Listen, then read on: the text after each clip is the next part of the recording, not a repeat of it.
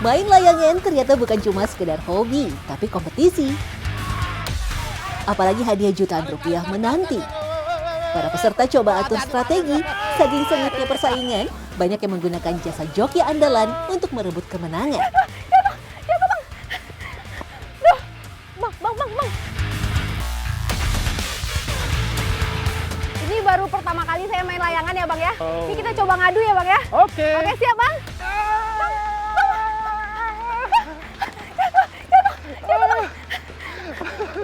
Ya, kotak ya. Kotak.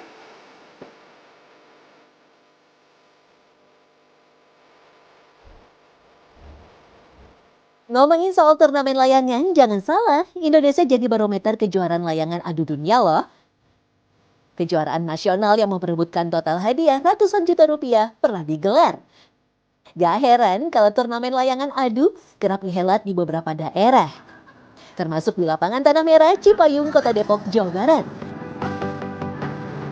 Antusias peserta yang tinggi menjadi peluang bagi joki turun kompetisi.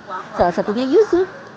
Pria yang akrab disapa Ius terjun menjadi pemain layangan sejak usia 7 tahun. Kalau soal skill strategi sih, gak usah diragukan lagi.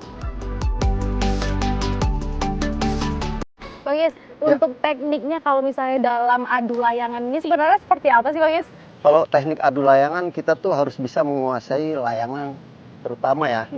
Itu kalau kita angin dari atas kita harus tarik keluar. Kalau dia diam tuh ya.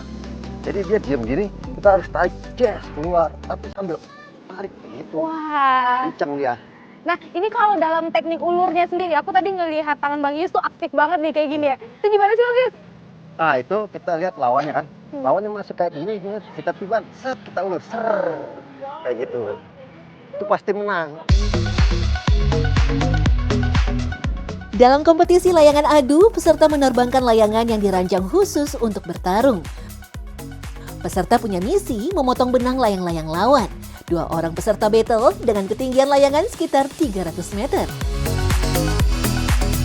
Supaya bisa bertahan, tali yang digunakan berupa gelasan atau benang tajam berbahan nilon yang dilapisi bahan abrasif atau serbuk kaca halus. Sifatnya yang kuat, lentur dan tajam bisa jadi senjata ampuh. Nah, kalau menangnya nih dibilang Bang Yus menang nanti nih. Itu tandanya apa? Tandanya kita sudah memutuskan lawan kita. Kita main nih ngadu, set sampai 5 menit kita adu, kita tarik, kalau kita kalah kita dinyatakan kalah. Dan kalau kita udah memutuskan dia, kita dinyatakan menang. Nah itu dia.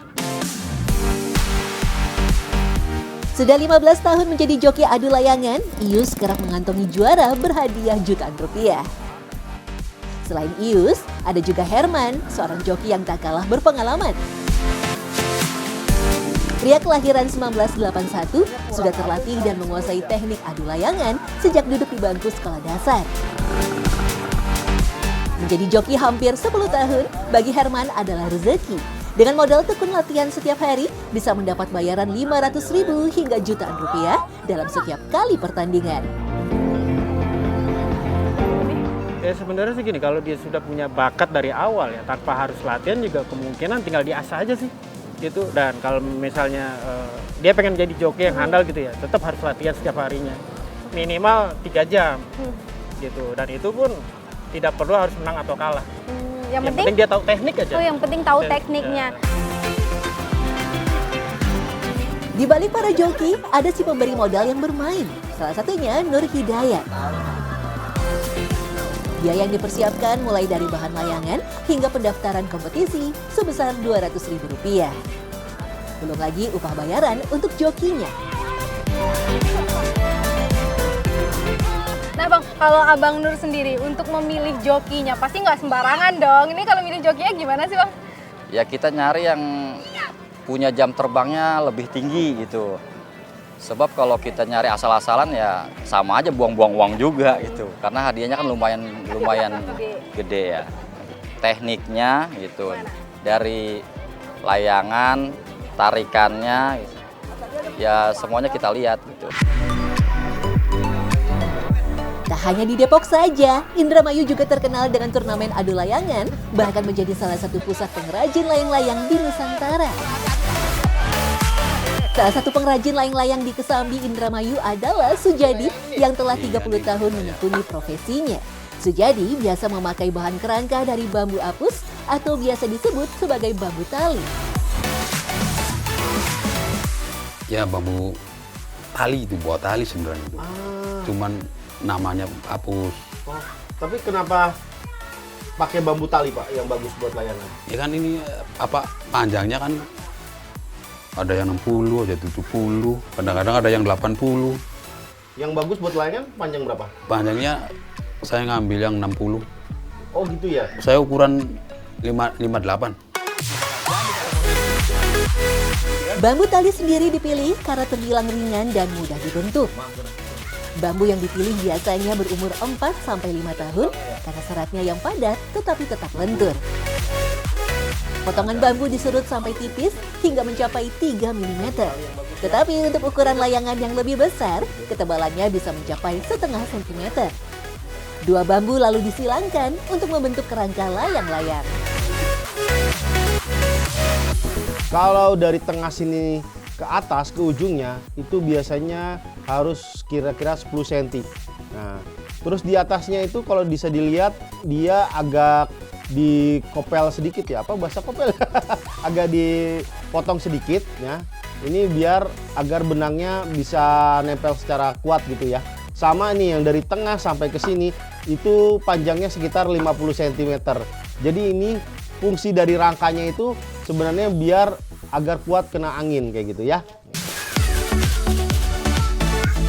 Bagian ujung rangka akan diserut lebih tipis agar layangan tidak mudah patah ketika ditiup angin kencang. Ketebalan yang sama juga akan menyulitkan mengikat kerangka karena semua bagian sama-sama keras. Oh, buat Setelah rangkanya terikat, barulah kertas minyak ditempelkan. Yang unik, dari dulu pembuat layangan Indramayu hanya memakai lem alami dari tepung sampu. tepung sampu. Kata orang sini sampu, tapioka. Oh, tepung sampu atau tepung tapioka atau boleh Nah, bahan dasarnya tuh ubi jalar lah. ubi jalar tuh dia. Jadi tepung ini terbuat dari ubi jalar. Buatnya gampang banget, dikasih air mendidih aja sedikit ya, biar dia ngegumpal kayak gini tuh. Sekilas kayak papeda, kurang dikasih kuah gulai ikan aja. Kalau gulai ikan jadi papeda tuh kan. Lem tepung sampu sendiri diyakini lebih lengket daripada lem yang dibuat dari tepung singkong. Lemnya pun lebih cepat kering dan mudah dibersihkan apabila terkena tangan. Untuk harga sangatlah murah, hanya Rp4.000 sampai Rp5.000 per buah. Tak hanya layangan yang masih dibuat dengan cara tradisional, benang gelasan juga masih diproduksi secara manual di bengkel tradisional. Benang kapas atau nilon dipilin rapi dalam gulungan, sementara pecahan gelas digerus sampai halus dan dipastikan tak ada serpihan berukuran besar. Perekat seperti larutan tepung ataupun getah alami direbus dalam wadah logam. Setelah mendidih, serbuk kaca yang sudah halus dimasukkan secara bertahap sambil terus diaduk agar tercampur merata dan tidak menggumpal. Kemudian tahapan paling penting adalah pencelupan benang. Gulungan benang dipasang pada alat sederhana dan diputar perlahan sampai lapisan gelasan menempel merata. Semua inilah yang membuat benang punya tekstur kasar dan tajam. Benang lalu diletakkan di atas bambu panjang agar tak kusut dan dijemur sampai kering. Proses penggelasan sendiri bisa berlangsung beberapa kali untuk mempertebal lapisan gelasan dan memastikan kekuatan.